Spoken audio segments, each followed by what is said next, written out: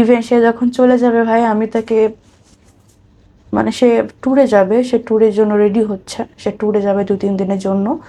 এই জন্য আমি তাকে অনেক রান্না বান্না করে দিচ্ছি, তাকে এটাও অফার করছি যে অনেক দূর তো যাবা, সাথে করে গেছে নিয়ে যাও, খাবা কি বাইরের খাবার খাওয়া ভালো না।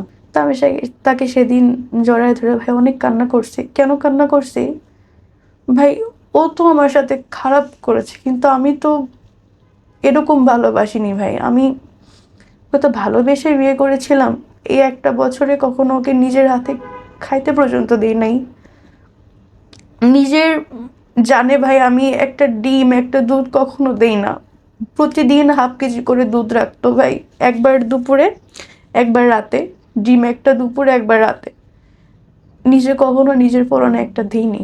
এই যে বাসায় এত খরচ হচ্ছে, ইনকাম হচ্ছে, সব আপনার দেহ বেচা টাকা। সব এই টাকাটা যদি আমি বাসায় দিই, আমি বাসায় বাসায় কেন দিচ্ছি, এটার জন্য আমার মার খেতে হয়।